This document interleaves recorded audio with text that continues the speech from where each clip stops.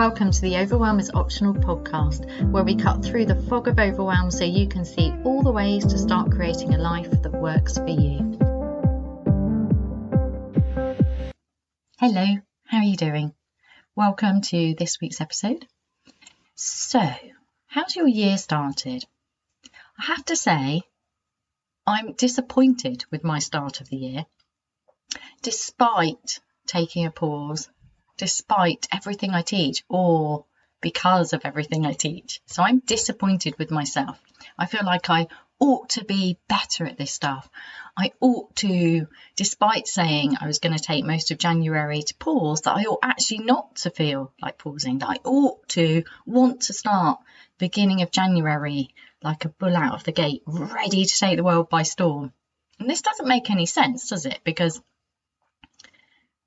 if there's one thing about me, if you know me well, it's that I really walk my walk and talk my talk. I am the person. There's no rubbish here. This is me. I'm honest and I'm open.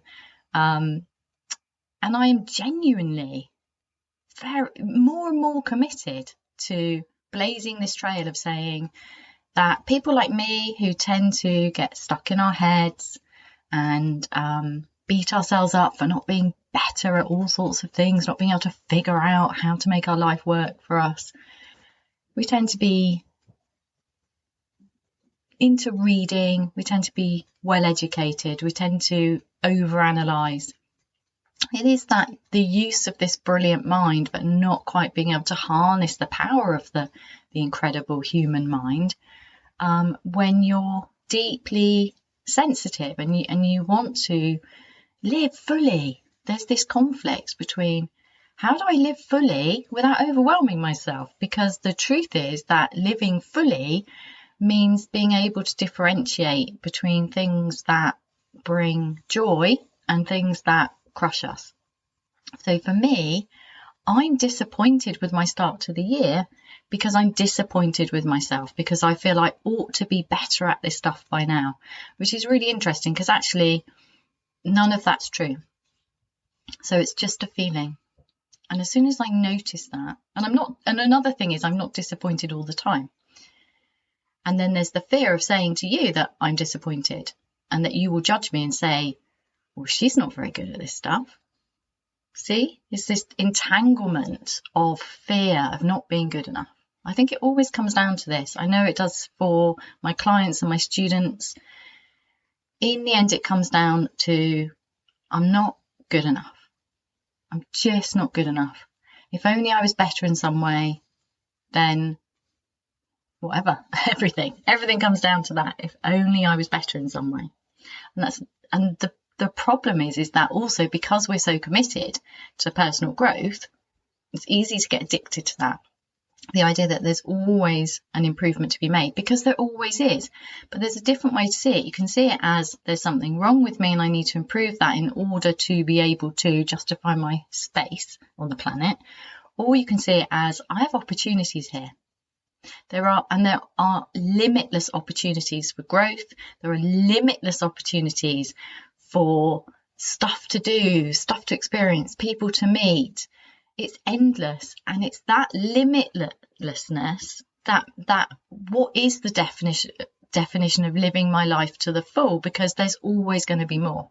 And it's that, I think, that is overwhelming for people like you and me who, we get stuck in our heads. There is a million things, or there's more than a million. There are limitless ways we can live. And it can be difficult to negotiate that without getting stuck in our heads, trying to work out, not putting a foot wrong. What if we do that and it's wrong? And I think reframing that is really helpful. So you can do something, you never know if something's completely right. There's always risk, isn't it? And it's that wanting certainty that gets us stuck in our heads, overanalyzing and saying, well, in order to do that, I need to do this first and I need to be better at this. I know that's the pattern that I'm in whenever I go to offer you guys something. So whenever I go to launch anything, big or small, and the free stuff as well. This isn't to do with money. This is to do with, is my stuff good enough? Is this episode good enough? Will this episode resonate with you? Am I being too open? Will you judge me? Am I scared? What does that do if I admit that I'm disappointed with myself? But I can turn that around, because actually I'm really, really proud of myself. I'm incredibly proud of the fact that I have the courage to say I'm disappointed with the start of my year, that I'm disappointed that the same old conflicts are still there. Am I good enough? Should I be doing this? Actually, no, the should I be doing this is never there, not the big should. So it's 4 years ago, in the year that I was 50, that I got really serious about questioning the direction my life was going. Stuck in a career that I'd worked so hard for and I loved, but which was literally killing me. It really wasn't good for me. It was making me ill. And obviously I don't mean killing, like something really serious. I mean taking the life energy out of me. That constant unwellness, that constant inability to sleep or to think or to have the space for joy and being able to hear the people I love when I went home. Or for me, even being able to walk in the door and cope with the excitement and joy of my dogs became too much, because I just couldn't figure out a way to go to work and do a job really, really well, because that's who I am. I want to do things really, really well or not at all. And then have a life. I just couldn't work it out. It doesn't mean it was always terrible. I had a lot of fun on the way. It's not that I had 9 years of doom at all. No way, because I would have been out of there much faster. And I think that's the problem, isn't it? Is that when we make a small change and things seem to be okay for a bit, we stay stuck in that cycle. At least I did. And it is a cycle. And it's a cycle of pushing ourselves too hard, getting stuck in our head, disconnected from the body, to become more and more tired, finding it very difficult because we're going to the mind to ask the mind whether we should rest or eat or move or do all the things that the body does naturally, because we go to the mind and go, not sure if I've got time for lunch, not sure if I've got time to move. Oh, I really ought to. I'll add that to a list. So we disconnect from the body. All decisions about the body, or a lot of decisions are made from analysing, from writing things down, from planning things, rather than spontaneously going, I really need to move because my neck's really uncomfortable from sitting at this desk, or whatever it is for you.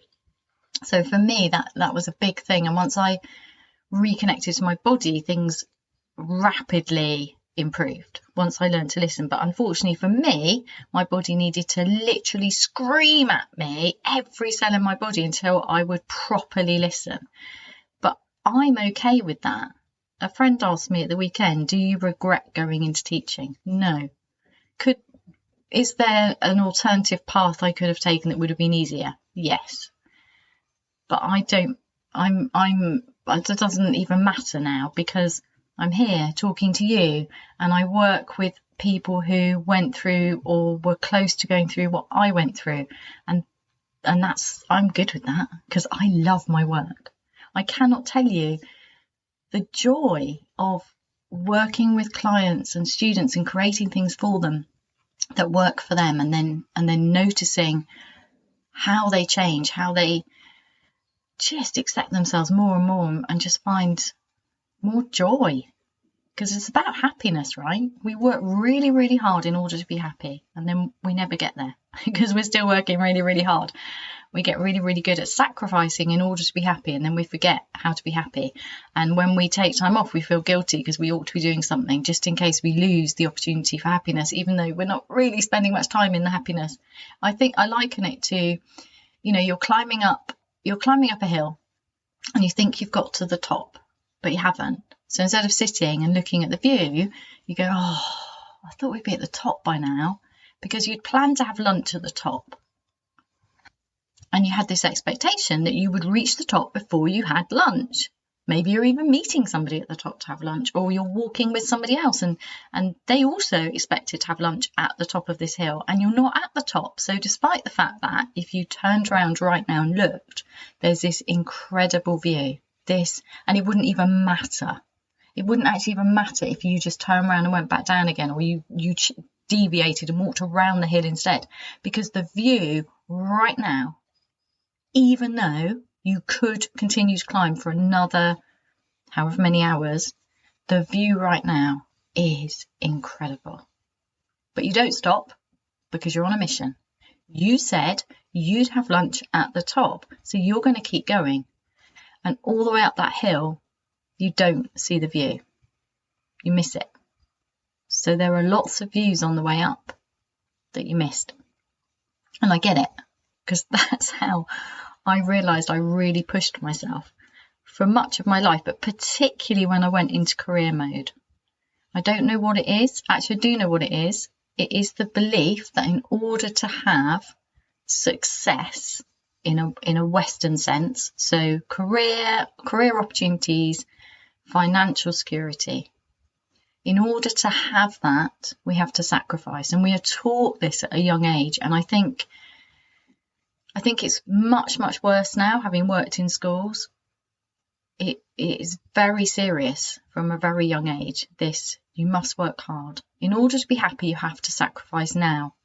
So in order to get up that hill, you can't pause and look at the view because you have to keep going. Now, it is true, isn't it, that you're not going to get to the top if you stay with one view. You're not going to get to the top. That's true. So it's up to you, isn't it?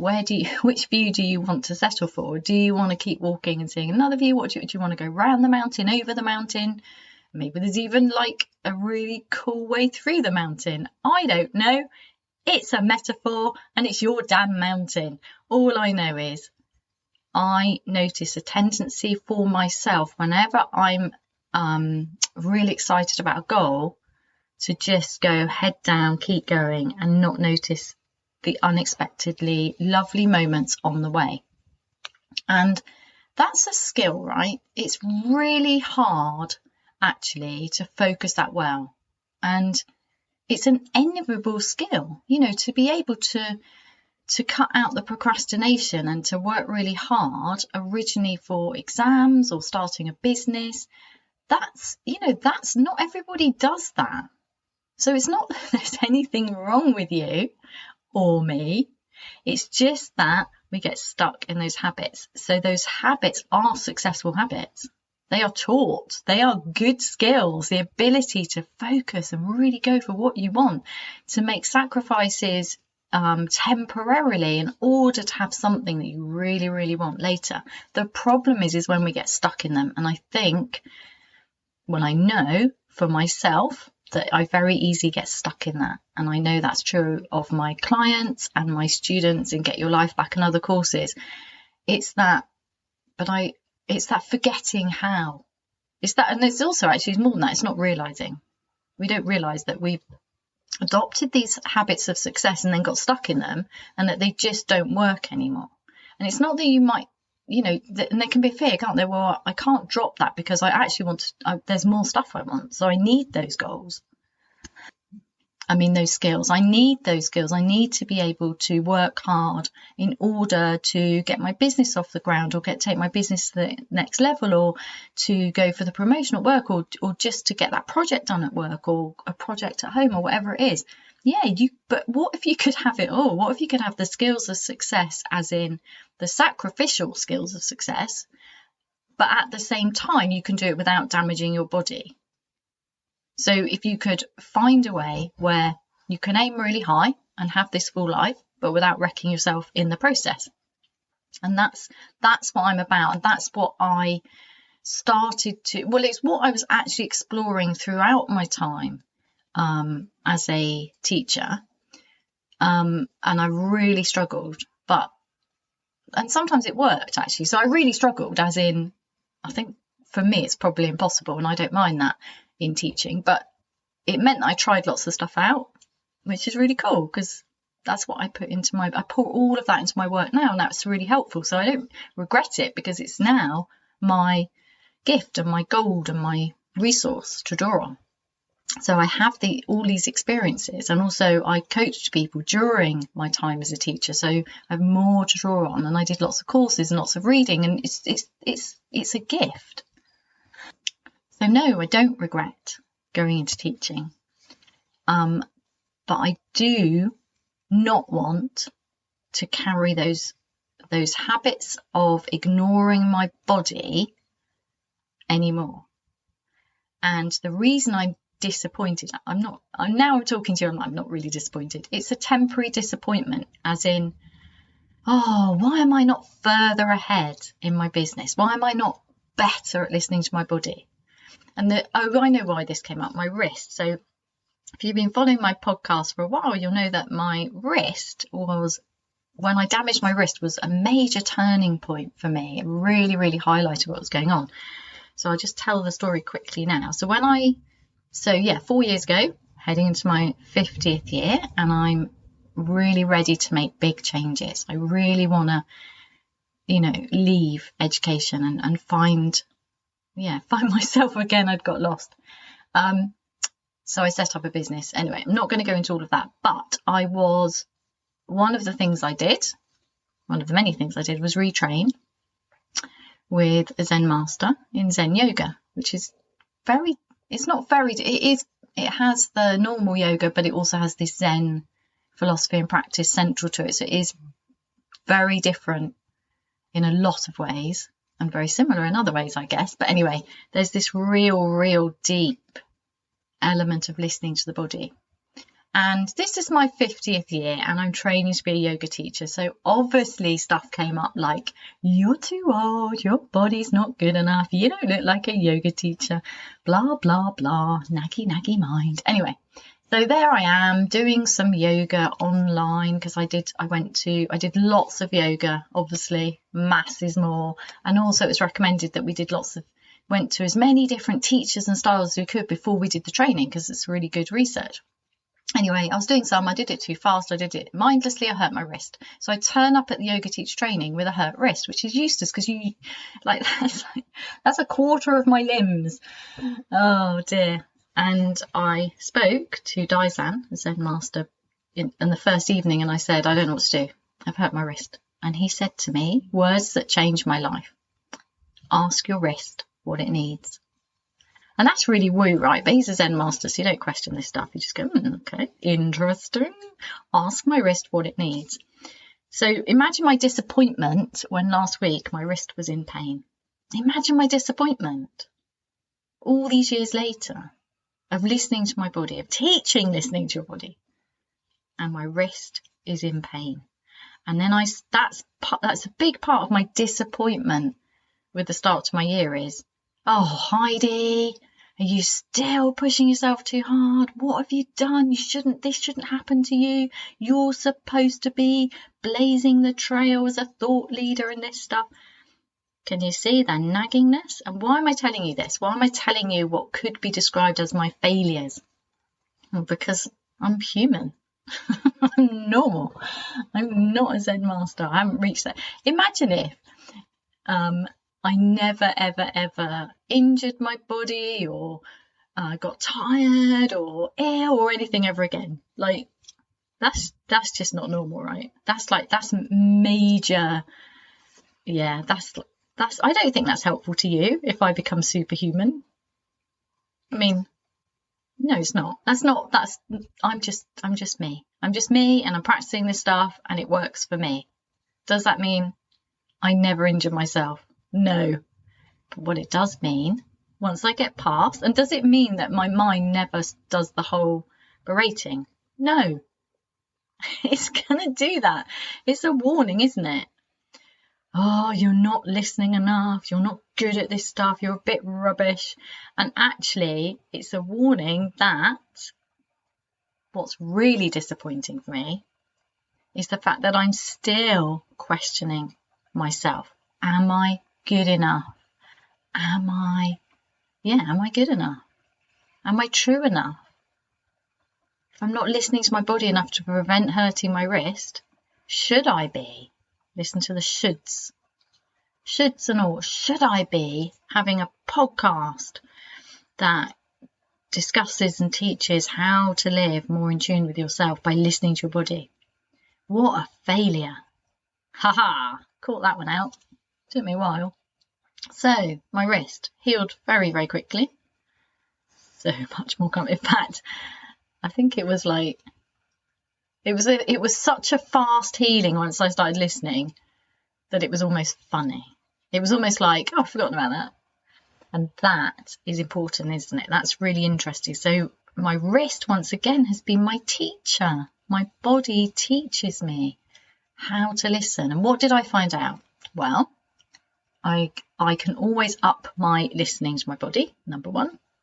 And that will be forever, won't it? Of course it will, because there are people who are much better or even do this even more, and they probably don't injure themselves as much. I don't know. I expect so. I expect there's a spectrum of listening to your body, and people are better at it than me. I'm okay with that. This is me. This is who I am, and I love myself as I am. So the disappointment is actually deeper than that. So I started doing this technique that came to me, which I've called follow the fear. So what am I really upset about? To do with the wrist and the fact that I've started my year feeling not ready to go, and then I'm beating myself up because the whole point was I was having a slow start to my year. So why am I cross with myself for not having a fast start to the year? Can you see this conflicting? And it's just the pull of the old.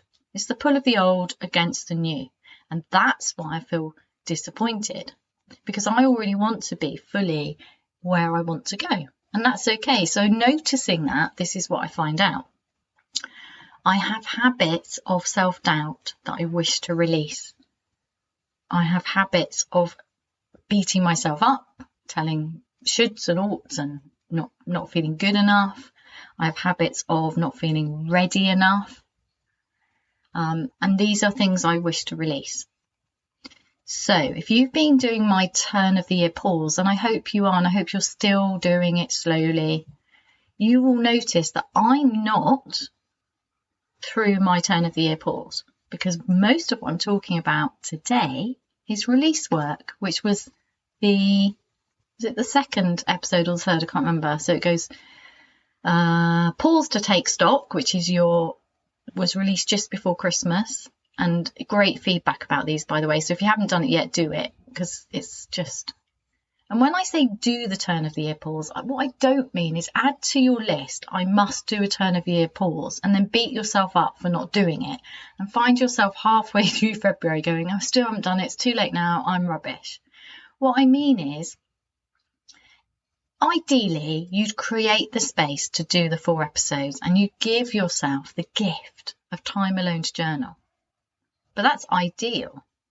And I know full well that for a lot of you, that just becomes another ought and a pressure. So ideally, you'd give yourself the gift of a turn of the year pause. So you would hear me talking about the turn of the year pause. You would read my email. You would see a post about it, and you would say, so I can pause as the year turns. I don't have to rush. That might be enough for you, just knowing that the turn of the year pause series exists. That might be enough. Just letting that idea sprinkle into you. Notice what that does. And then there's other ways, aren't there? There's the whole, you could listen in the car, so you're not actually writing, but the questions are drifting through you, and then you can notice what comes up for you. So I've noticed that the release work is probably the biggest thing at the moment. I notice a frustration with not doing as much dreaming in, imagining in what I want for 2022, because most of what I want is the opposite to what I don't want. And so I've gone really deep. I've been led by myself with this feel the fear process. So follow the fear. So for example, I think I'm trying to remember how I did it because I'm still developing it. So my fear is that I'm not good enough. So I'm not listening to my body enough because I'd hurt my wrist, or I'm not controlling my attention enough because I'm still listening to the doubt in my head, the nagging in the shoulds and the oughts. So I'm not good enough to do this work, which I know is a nonsense. But when we're in that place, stuck in our heads, not getting out of our body, not noticing completely neutrally what's going on, it feels real. It feels horrible, really horrible. And it's unkind. So let's not do that. So following the fear would be, okay, so if I believe that I'm not good enough to do this work, that I'm not really blazing this trail of you can live in a way that works for you. Because actually I keep getting sucked back into my old habits of pushing myself too hard and not listening to my body. So if I'm not really walking the walk, if there's something wrong with me, I'm not perfect. Notice this, not perfect nonsense. So what's the fear? The fear is, and this for me is about value, the fear is I'll be found out. This is imposter syndrome, isn't it? So one of my deepest values is integrity. It's integrity. This is who I am. I'm honest and open with you. This is who I am. I am genuinely in an experiment of changing my life. I am building a business based on the idea that I can work in a way and live in a way that works for me. So this is about creating work in the world that creates change, is meaningful, is deeply satisfying, that uses my unique skills and knowledge, and provides me with a luxurious lifestyle. And at the beginning of a business journey, you don't get that, do you? It's very easy to sink into there's not enough money, how am I going to pay the mortgage, da da da da da. So let's fall back into the overworking, pushing, I'll just do it for now. It's temporary sacrifice. And I had to resist that. It didn't mean I never did it. It meant that I had to hone my skills at letting go of the need to push myself too hard, and then forgiving myself when I did push myself so hard. So ultimately, this is a journey of deep self-acceptance. I am human. I am flawed. And you know what? If I wasn't, I'd be useless in this role as blazing this trail, saying you can have a life that works for you. You don't have to stay stuck in your head, pretending everything's okay with all this pushing and shoulding and feeling guilty whenever you take time off. So, where is it? So if I followed the fear, it's like, well, integrity is one of my main values, and it feels very threatening if my value, one of my core values, turns out that I'm not living up to it. But integrity is not just doing what you said you would do. It's also admitting when you can't do that and saying, I'm sorry, I messed up. So integrity is this, for me, is what this episode's about. I'm going through a process at the moment of deep release of disappointment with myself that my business isn't further ahead, as in I haven't reached more people, because my dream, my mission is to reach as more and more people, and for them just to even hear of things like the turn of the year pause and feel better just from hearing about it. Oh, somebody's taking a turn of the year pause. Oh, I didn't even know you could do that. Right? It's the ripple effect of daring to reject the normal current stuff of you sacrifice, you work hard, and then you keep sacrificing, working hard to maintain that success, that lifestyle. And we never quite reach the top of the mountain where we get to sit down and have our lunch and look at the view. And we miss all the views on the way up. And actually, you don't have to climb to the top of the mountain. You might want to settle halfway up and then walk and find different meandering views around. Like, what if there are limitless ways to enjoy that mountain, as there are limitless ways to enjoy your life. And you get to choose. So for me, I chose to do something really difficult. I chose to dare to set up a business without overworking and sacrificing my health in order to do it. So the normal thing would be to, have this temporary sacrificial overworking until the business reaches a level where you can sit back and enjoy the view a bit, and then you regain your health. That's the traditional thing. Just as it's traditional in a career to work really hard, to sacrifice, until you reach what? There isn't a place. You have to take that back for yourself. Now, this isn't for everybody, because some people go through life without these problems and they're not struggling with overwhelm. They've got different issues, and I'm not for them. And that's the point, isn't it? I'm not for everyone, but am I for you? Do you resonate with what I'm saying? Has your year started off disappointingly overwhelming? Like, you'd really like to have this clarity. You'd really like to know what you're doing this year. You'd really like to know who you are and feel confident in who you are. And you'd like this plan all planned out for the year. And then you just follow the plan and you have all this success. You just feel better. You successfully manage to, do things you love and not overwork and be exhausted and not get stuck in your head. And you reach your goals without all of the normal nonsense that you have. Well, what I'm aiming for, and that's why I'm disappointed with myself.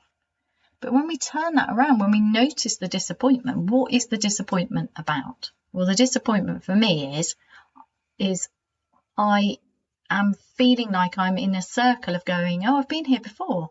I know that I don't need to damage my wrist to be reminded to listen to my body, because if I was listening to my body more, would I not have damaged my wrist? But actually, if I take that to what is my wrist teaching me, so I'm going to another level. If I notice that argument with myself, the next level to notice, neutrally noticing the noticing, which isn't neutral, is it? Because there's a judgment there. My implied in judgment, this argument with myself, is that I ought not to have damaged my wrist. Well, I can't remember what I was doing. I don't even know how I damaged it. Anyway, if I neutrally notice that, I notice judgment. And then if I follow the judgment, I notice fear of not being good enough, not being a good enough body listener to teach listening to your body. And if I follow that goes to the integrity, which is such an essential part of who I am, that threatens me. It's a core value. It threatens my very being, or it feels like it does. But does it really? Because if I follow that, what I find is, I'm judging myself. There's part of me that still wants my love and acceptance. And then once I notice that, I start to find freedom. Following that fear all the way through, I find some freedom. There's some more stuff that needs releasing. And as we're still in January, I'm still in this turn of the year pause.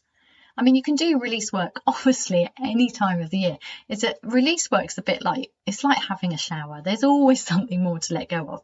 But what's really nice, I think, about the winter is just, it feels to me, and you have to decide whether it feels like this to you. It feels like a time for going deep, for as in a time to pause, a time to hunker down and say, okay, this new year is starting. What feels heavy that I don't want to carry through? What parts of myself do I want to shine a light on, even though it feels really painful?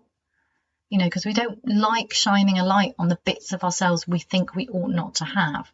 The self-doubt, the anxiety, that kind of stuff. We don't like looking at it, but as soon as we look at it, as soon as we shine a light on it, and especially when you bring curiosity and drop the judgment, and curiosity is key here, compassion, kindness, curiosity, that's interesting. I'm beating myself up, and actually I want to be on my own side. And then within that noticing comes freedom. I'm doing that again. Okay, that's a habit I've had for a while. I'm noticing it. You don't have to do anything. So release work isn't this big, like walking over coals. It's not firewalking. I mean, you can do that stuff if you want. I don't know anything about it. I'm not suggesting you go and walk over hot coals, but you can shout, and you can, there is a lovely Zen practice actually where you chuck your stuff, your junk out the window or down the garden with a big ha coming from the hara, the belly. And that's really nice. I mean, it's really cathartic. It's lovely. But, it's not always appropriate in the middle of a day.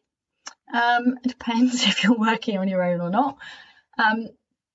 But mostly the release work comes from just noticing, particularly noticing in the body. So when you notice, I'm shooting myself, I'm judging myself, I have fear and self-doubt. So that's what I'm doing. I'm disappointed in myself for not being better and further ahead than I ought to be. This is the normal patterns. for me and my clients. Noticing that, and then once you've noticed it, it can be really, really helpful to either journal it out, and then you can see it for the nonsense it is, and bring in some love and humour and curiosity and kindness. Drop that judgment, and then it can be really nice to notice if you can feel it in the body without getting over analytical. I can't feel it in the body. I don't know what fear and doubt feels like in my body. So instead of like trying to find it, instead just do the 1 minute mark. If you haven't got your copy yet, just go to heidimark.co.uk, the 1 minute mark, get it for free. So get out of your head into your body and just notice any physical sensations in the body that are ones that you think, I don't know if I want those, so just following any kind of heartache or belly distress, or it might be tightness in the neck. These are all normal things. You might have something really funny, like, I don't know, maybe your little fingers feeling a bit weird. It doesn't matter, just get curious. If we do it playfully and kindly and curiously, we find physical sensations, and then we can find them and just hold them with kindness and get curious about them. And if they're patterns of held tension, which we all tend to have because we're human, then if they're ready to go, just shining a light on them, as in holding them gently and kindly and curiously in your awareness, controlling your attention, then often they go. Or they might move, or they might change. But just be curious. You have to drop the expectation. You're not trying to push anything out of the body, just as when we do release work of habits that aren't serving us, we're not trying to get rid of them. Just notice them completely neutrally and see what they want to do. See if they're ready to go. And that's it. So this is a funny episode, wasn't it? My disappointing start to the year turns out to be disappointing as in this wasn't what I wanted. This wasn't what I was expecting. I was expecting, because my life is so good, having, committed to doing things my way, because I had my business last year grew enormously and it was deeply satisfying. I love the people I work with. I had these expectations. I'll start the year feeling amazing. I'll do my turn of the year. But I thought I'd do my turn of the year pause and spend most of it doing episode 4, pause to dream. And what I've actually found is all of this pause to release is coming up. Release, release, release, be free. And that's not what I had planned. It's not the way it was supposed to go. But I know this will be better, because this will make space for more happiness. And in the end, it's about happiness, isn't it? That's what I want. Happiness for me, happiness for you, happiness for the world. So I hope that this episode has helped you in some way. Thank you so much for being here, and thank you to all of you who have written in and said how much an episode or part of an episode has resonated with you and really helped you. Thank you if you have shared this podcast. Thank you if you have pressed the star button. Podcasts are found by people sharing them and subscribing. That's just how the world of podcasting works. So the more you do it, the more other people like you can find this podcast. And my dream this year is to find 10 times more people. And to do that, I need your help. So please, please, please subscribe, share, like, leave a review. You can make it an anonymous review. That's fine. Whatever works for you. But most of all, take what you need from this. Take what you need. Thank you for being here. See you next week. Thank you for listening to this week's episode of the Overwhelm is Optional podcast. If it sounds like your kind of thing, then I invite you to go on over to heidimark.co.uk the 1 minute mark and get hold of my free audio so that you can get started on your journey out of overwhelm to creating a life that works for you, instead of just working really damn hard trying to find a way to squish yourself in a life that isn't really working for you. So that's Heidi Marke with an E on the end, .co.uk / the 1 minute mark. Thank you for listening, and anytime you feel like subscribing, sharing, liking, commenting, it's so helpful. It finds other people find this podcast. Thank you so much for being here.